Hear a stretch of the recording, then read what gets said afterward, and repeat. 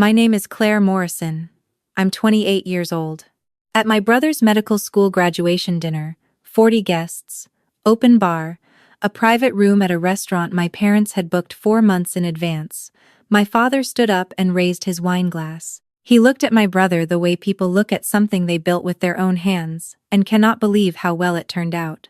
Then his eyes moved to me, just for a second, the way you glance at the furniture when you're looking for the door. He didn't say anything unkind in that moment. He didn't have to, but the evening wasn't over yet. And when the man sitting beside me quietly pushed his chair back and stood up, I watched 40 people realize they had been looking at the wrong person the entire time. But I'm getting ahead of myself. Let me take you back to where this actually started. My father is a cardiothoracic surgeon at Toronto General. He has been for 22 years. His name is on a wing of a research center that studies pediatric heart conditions. There is a plaque. I have seen it exactly once, on the day it was unveiled, when I was 11 and wearing a dress my mother had picked out and told not to get wrinkled. My mother is a chartered professional accountant. She manages the books for 3 mid-size firms in the city and has done their taxes every spring since before I was born. She is precise and organized in the way that some people are precise and organized as a personality trait, and in the way that other people are precise and organized because they are afraid of what happens if they stop. My mother is the second kind, though it took me a long time to understand that. My brother Kevin is 31.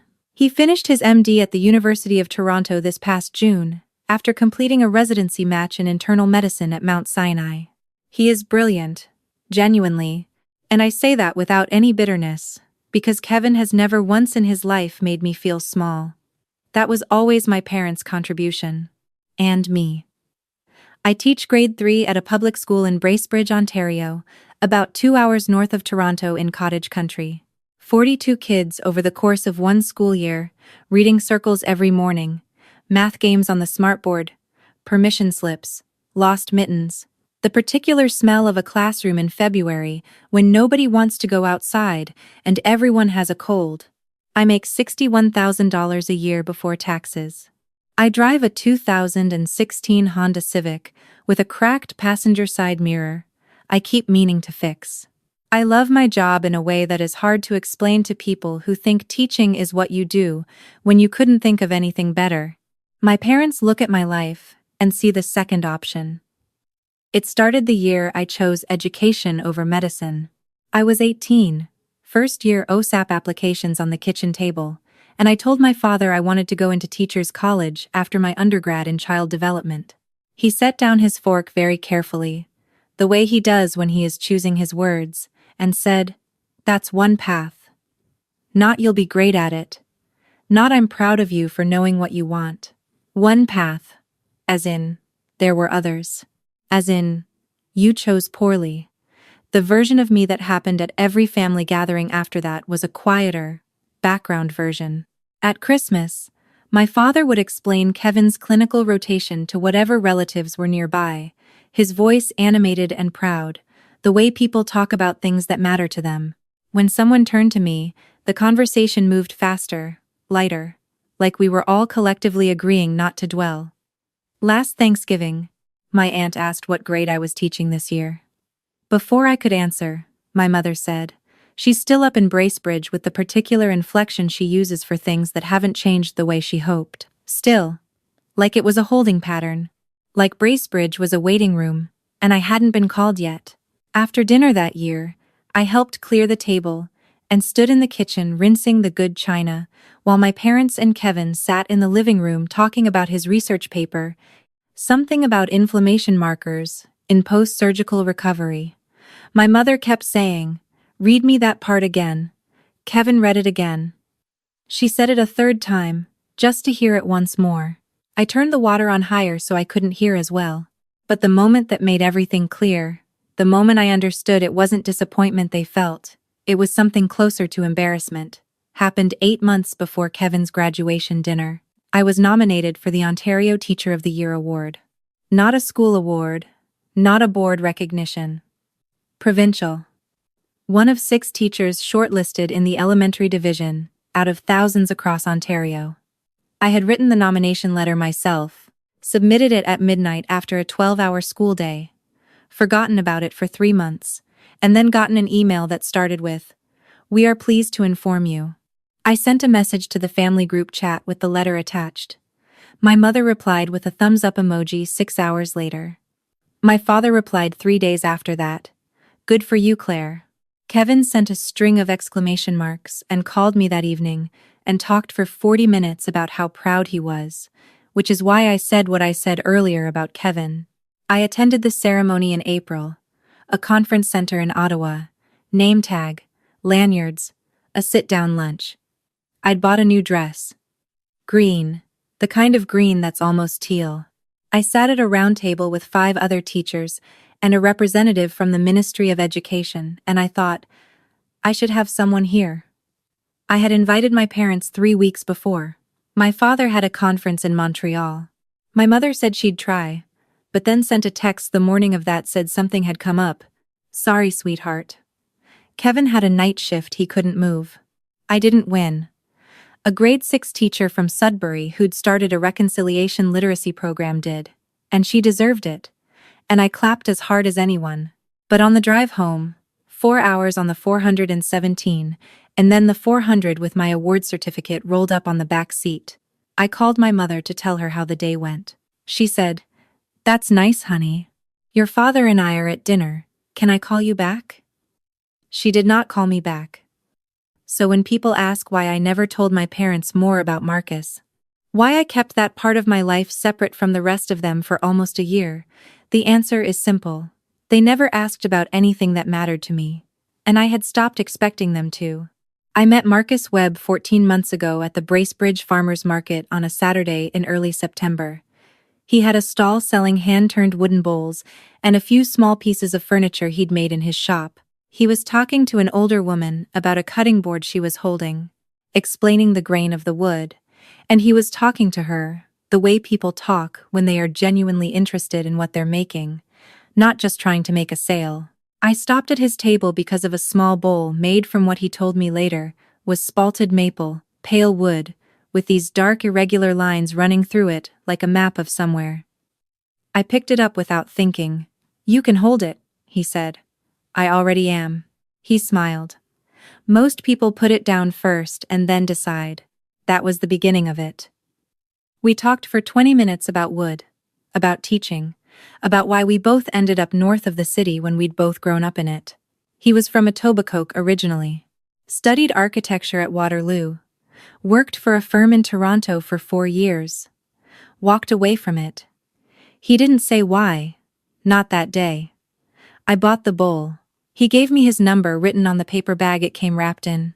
Over the next 14 months, I learned certain things about Marcus that fit the version of him I'd first understood, and certain things that didn't.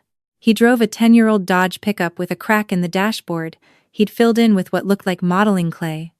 He had calluses on both hands from the shop. He wore the same rotation of flannel shirts in winter and plain gray t-shirts in summer, bought in bulk at Canadian Tire, he admitted once, which made me laugh more than it should have. But then there were the other things. Once I saw an email on his phone screen when he handed it to me to look up directions. The subject line said, "Site for funding confirmation, $2, 3M.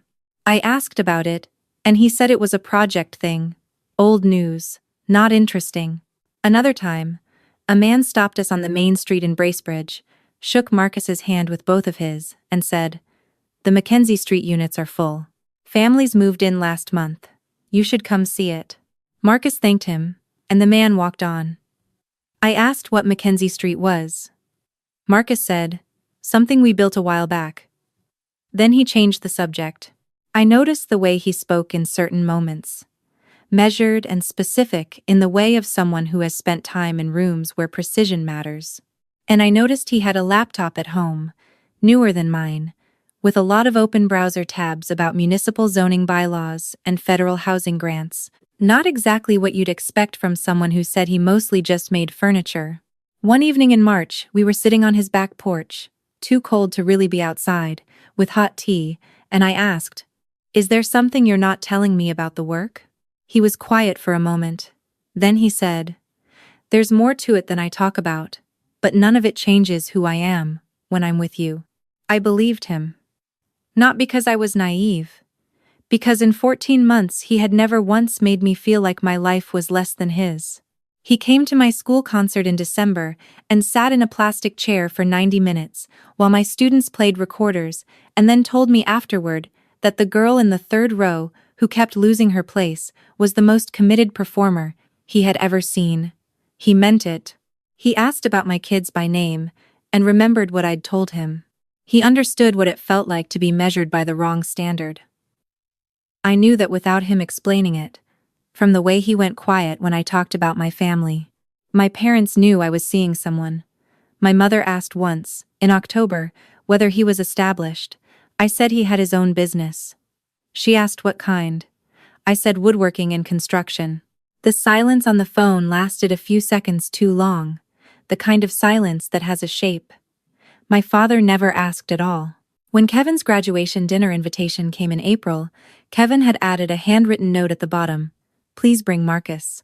I want to finally meet him! ! Kevin meant it. He had asked about Marcus every time we'd talked, and I'd given him enough to know the basics. Carpenter, small business, good man. The family group chat told a different story about the evening ahead. My mother wrote, "Claire, are you bringing a guest?" I said yes. She wrote, "Remind him, it's business casual. Not welcome, him.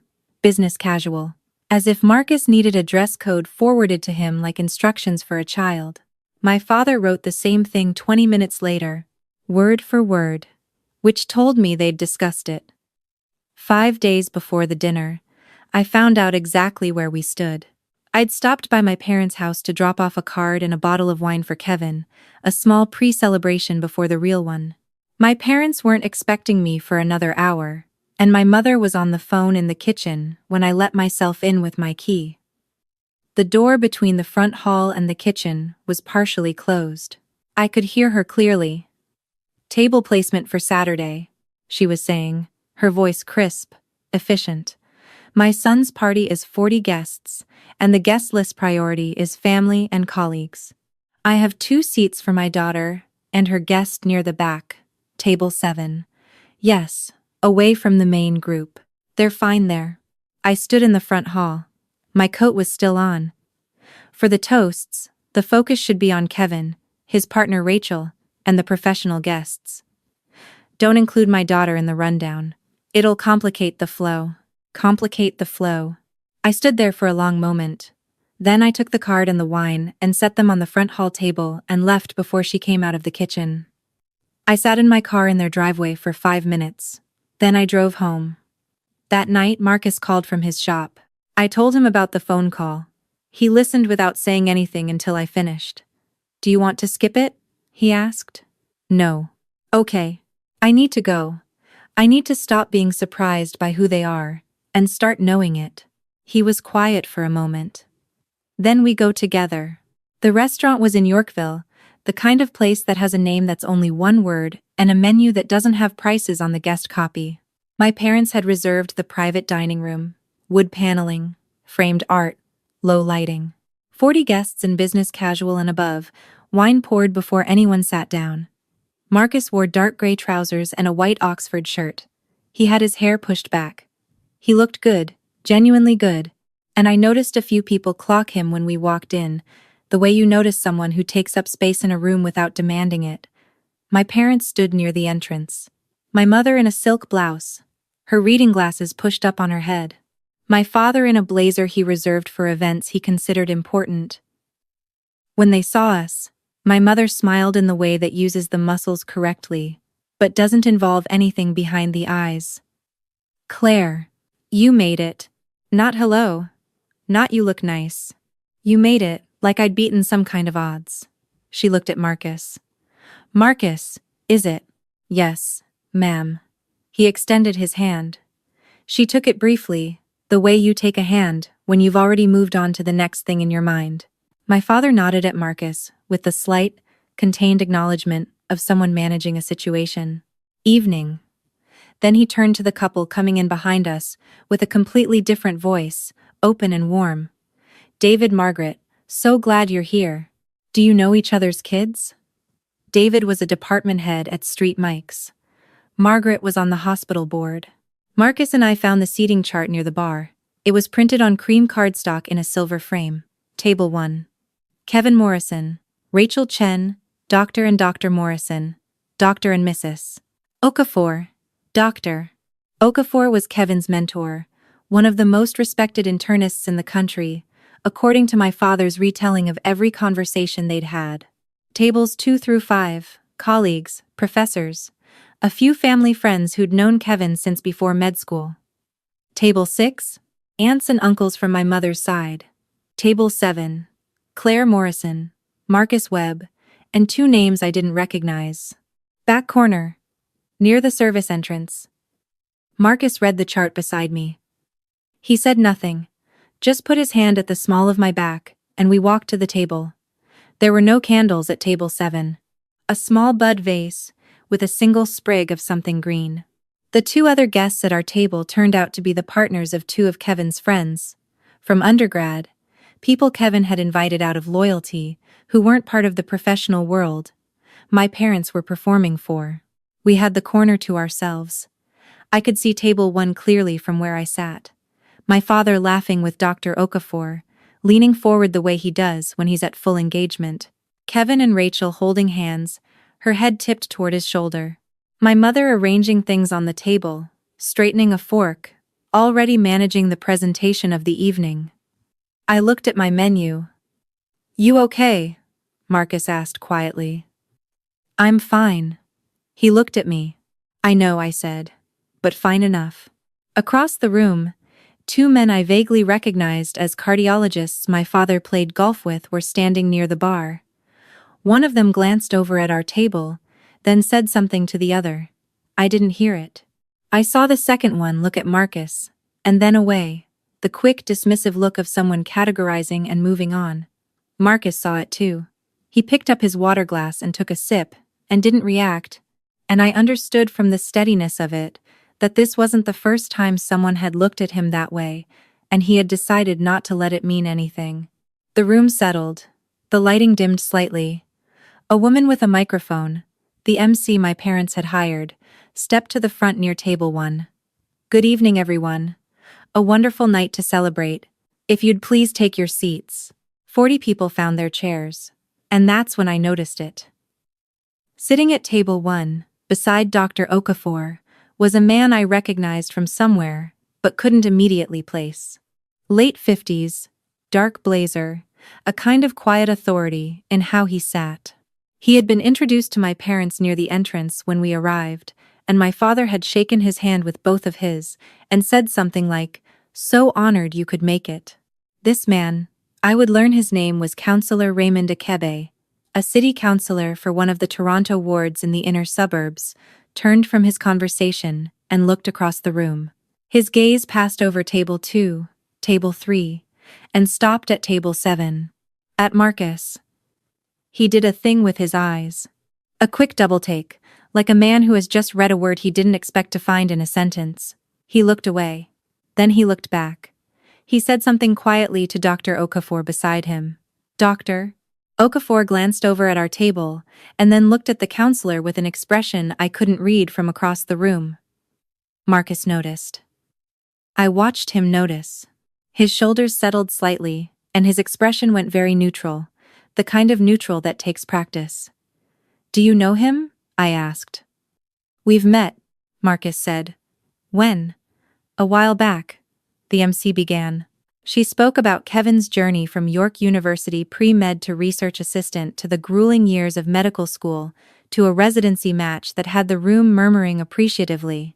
She spoke about Rachel, Kevin's partner of 4 years, a pharmacist, warm and smart. Exactly the person you want beside someone who is going to spend his career managing impossible decisions. Then, she gestured toward my parents. Dr. Morrison and Dr. Morrison, who have supported Kevin's path with everything they had. More applause. She did not mention me. Then my father stood. He is very good at speaking. 20 years of grand rounds and conference presentations, and the specific theatrical pressure of the operating room have given him a kind of command over how he inhabits a moment. He looked out at 40 people and they looked back, and the room was his, before he said a single word. He spoke about Kevin the way you speak about something you invested everything in and watched become more than you imagined. He spoke about legacy, about the line from his own father's general practice in Halifax, to his career at Toronto General, to Kevin's work ahead of him. He said, "The best thing I ever did as a father was make sure my son understood what it means to earn something." People nodded. Someone said, "Here, here." Then his eyes moved across the room and found me. "Every family has more than one story," he said. His voice was still warm, but something in it changed slightly, a small calibration, the way you adjust the volume when you pass from one room into another. "My daughter Claire is with us tonight. She chose a different kind of path. Teaching." He paused, just long enough. "A quiet kind of work, important in its own way, certainly." Another pause, shorter, shaped like a compliment that isn't one. "We're glad she's here." He raised his glass back toward Kevin. "But tonight is about the path that required everything. To Kevin, the best of us. Our future, our pride." 40 glasses rose. I kept my hands in my lap. Beside me, Marcus set his fork down on the table very gently. My brother Kevin, across the room, was not smiling. He was looking at me with his jaw tight, and something in his eyes I hadn't seen from him in years, something close to anger. 2 women at table 4, I didn't know them, had turned to say something to each other in low voices. One of them glanced at me briefly and looked away. "An important kind of work," one of them said quietly. I heard it. I looked at my plate. One tear started. I blinked it back before it formed. Then Marcus stood up. He stood up quietly, without pushing his chair back loudly or making a production of it. But he stood, and the table beside us noticed first, and then the table beside that, because the room is always watching the unexpected thing, and a man standing up during someone else's toast is unexpected. My father looked over. His smile stayed, but his eyes went sharp. "Is there a problem?" Marcus didn't answer him right away. He stood with his hands at his sides and looked at my father the way you look at something you've assessed completely and have no confusion about. Councillor Achebe stood up. The room went very quiet. He walked from table 1 past 3 tables to where we were sitting at table 7, and everyone's eyes followed him, because Raymond Achebe is not a man who moves across a room in the middle of a dinner without a reason. He stopped at our table, looked at Marcus, and shook his head slowly, not in disbelief, more like the particular amazement of finding something where you didn't expect it. "Marcus Webb," he said. Not a question. Marcus gave him a small nod. "Councillor." My father stepped forward from his table. "Raymond, everything all right?" The councillor turned to him slowly, and his expression was not the expression of a man at a social dinner. "Mitchell, do you know who this is?" My father looked at Marcus, the way he'd been looking at Marcus all evening, with contained, polite dismissal. Claire's partner. A tradesman of some kind.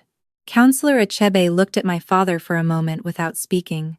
Then he turned back to the room. "Marcus Webb," he said, clearly, the way he speaks at public meetings when he needs everyone to understand something, founded the Webb Community Build Initiative 8 years ago in Toronto. Non-profit construction model. Operates in 6 Ontario municipalities. To date, they've built or renovated over 400 units of affordable housing across the GTA and Simcoe County. He looked at my father. His organization housed 67 families last year alone in the Mackenzie Street development in my ward.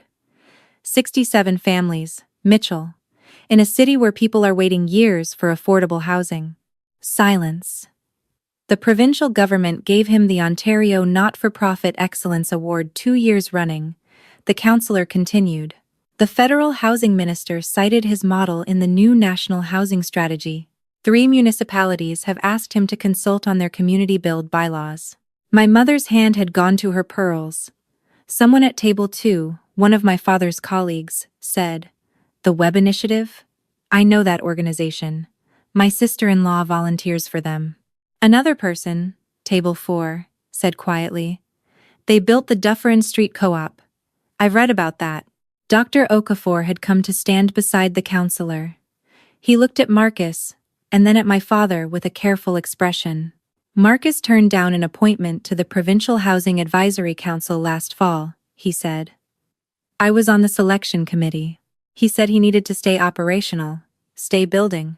Said if he was in a meeting room he wasn't on a site. He paused. I've never forgotten that. My father opened his mouth. Closed it. You called your daughter's partner a tradesman, Councillor Achebe said. His voice wasn't raised. It didn't need to be. He is a tradesman. He knows more about carpentry and structural work than most licensed contractors I've met. But he also built an organization that is doing the most important affordable housing work in this region. And you seated him in the back corner and told the room your daughter chose a quiet kind of work. He looked at me then, directly, and his voice changed, became something gentler. Miss Morrison. The Marcus Webb I know has talked about you for as long as I've known you were together. Do you know what he said? I couldn't speak. He said, she taught me that the people who hold things together are usually the ones nobody thanks. He paused. He started a literacy stream in the Webb Initiative 2 years ago.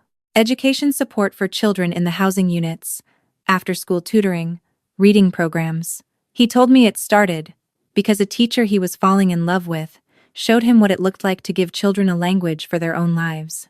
He looked at my father. That program is running in 11 buildings right now. 43 children every week. I did not look at my father. I was looking at Marcus. Marcus turned to me. His face was calm and completely open, in a way I had only seen a few times, in the early mornings at his kitchen table, before the day started. He said, quietly, just to me, I should have told you all of it. I'm sorry. I didn't want you to be with me for the wrong reasons. I understood then. Not showing off. Not hiding. He had been protecting the thing between us from the thing that had poisoned my family for years, the weight of what you are worth, and what that says about you. My father's voice came from across the room. Marcus. I didn't know. Marcus looked at him. I know you didn't. He said it without heat. I've been coming to your family events for a year. You never asked what I did. You never asked what I cared about. You decided what I was from the truck and the shirt, and you organized your daughter's place in this room based on what you thought she was worth to bring. He was quiet for a moment, giving that space to settle. I'm not asking you to be ashamed. I'm asking you to understand that the way you measure people says something, and tonight it said something loud. Kevin was on his feet now. He had come around from table 1, and was standing behind me. And he put his hand on my shoulder from behind, just rested it there, and said nothing. Rachel, beside him, said quietly, we should probably pause for a moment. I stood. My legs were steady, which surprised me. I looked at my father. I didn't need to say very much. I had been rehearsing the idea of this moment for years, without knowing it was what I was rehearsing. I am good at what I do, I said. I have been good at it for 5 years. I watched a boy in my class last year who couldn't read a single word in September read an entire picture book aloud to his mother at the December concert, and she cried, and he cried, and I stood at the back of the gym, and I knew exactly why I do this work. You weren't there. You've never been there. You were not at my provincial nomination ceremony. You were not at the school concert. You have never once asked me what it feels like to do a job that matters to me. I paused. And you seated me in the back because you were embarrassed. My mother's eyes were wet. I'm not doing this tonight, I said. This is Kevin's evening, and I am not going to take that from him. I looked at my brother. I love you, and I'm proud of you, and you deserved every year of work that got you here. Kevin looked like he was holding himself together with effort. I turned back to Marcus. Can we go? He nodded. He took my coat from the back of the chair and handed it to me. We left. 40 people watched us walk to the door. My father did not follow. 3 days later, Kevin called. He had been with Rachel at their apartment, he said, when my parents arrived unannounced. He said my father sat down in the living room and didn't speak for almost 5 minutes. and then said, I think I've been wrong for a long time about a number of things, and I don't know how to fix it. Kevin had told them to call me. My mother called first. She asked if she could come to Bracebridge. Just her, she said. Not both of them, just her. If that was easier. I said, what do you want to say to me? She said, I want to say I'm sorry. And I want to hear about your students. I don't know any of their names. I've never asked, and I don't know why I haven't asked, and I think I do know why, but it's not something I'm proud of. There was something different in her voice. Not crisis, not desperation. Something more deliberate, like she had thought about the words and chosen them carefully instead of choosing the ones that would manage the situation. I said, come on Saturday. She came on Saturday. She sat at my kitchen table in Bracebridge with a coffee mug I'd had since university, and she asked me about my class. I talked for 40 minutes. She asked questions, real ones, not polite ones. What do you do when a kid won't engage? How do you tell if a child is struggling at home? What happens when a parent is difficult? She listened the way people listen when they actually want to know. Before she left, she said, I told your father he needs to do something he's not comfortable doing. He needs to ask you for a conversation, and then listen for the whole thing without defending himself. I said, is that what you want? Or is that what happened because of Saturday night? She looked at me directly. It's both. That's honest. But the shame I feel right now is not about Marcus or the counselor or what those men think of your father. It's about that award ceremony in April. That I didn't go. That I said something had come up. She paused. Nothing came up, Claire. I just didn't think it was important enough. That took a particular kind of courage to say, and I'm not going to pretend it didn't. My father called 2 weeks later.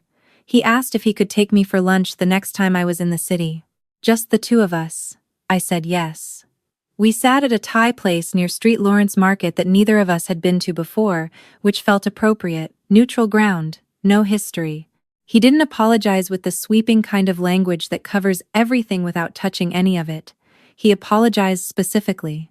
He said, I didn't go to your ceremony because I had decided, without examining the decision, that your work wasn't serious. That's not something I ever said out loud, but it was something I had decided, and you felt it every day, and I'm sorry. He said, I looked up the web initiative the day after Kevin's dinner. Not because of Marcus. Because Councillor Akabe said what he said about the literacy program. That it started because of you. He paused. I had to understand that. I asked him what he understood. He thought for a moment. That I spent 20 years believing that the kind of work that matters is the kind that's visible, that has a plaque, that I could explain at a dinner party.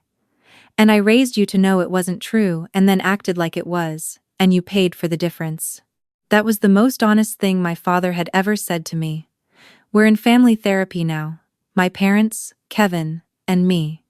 8 sessions, 1 a week, and we are in the 5th one now. The therapist's name is Dr. Fontaine.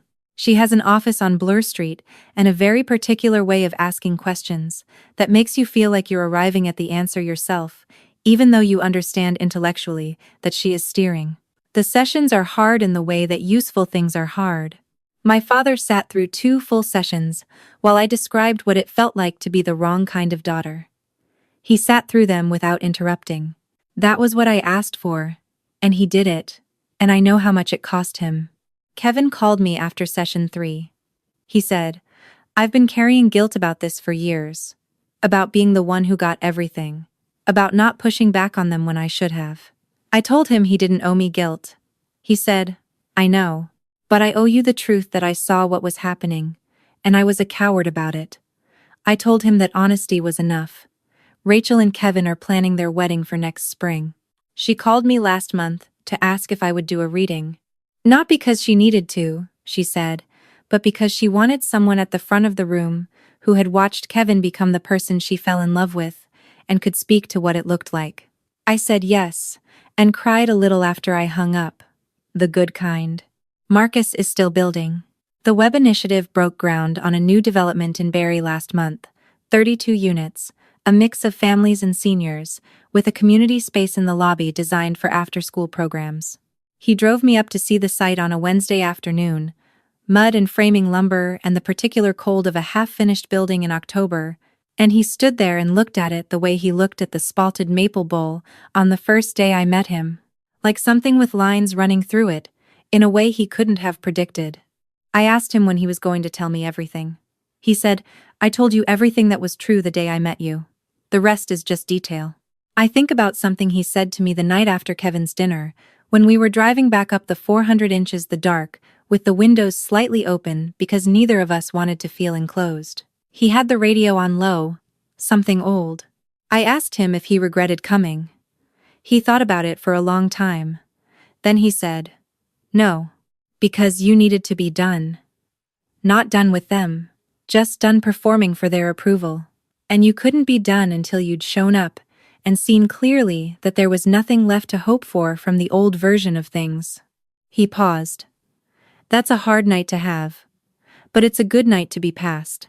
I looked out the passenger window at the dark highway and the trees, and the lights of the occasional Tim Hortons at an off-ramp, and I thought, I have been trying to earn something that was never being offered, and I can stop now. If any of this sounds familiar, if you know what it is to be the one in the corner near the kitchen exit, to have your name said with a pause before it, to be proud of your work, in a way you can't quite say out loud, because the people who should reflect it back to you never do.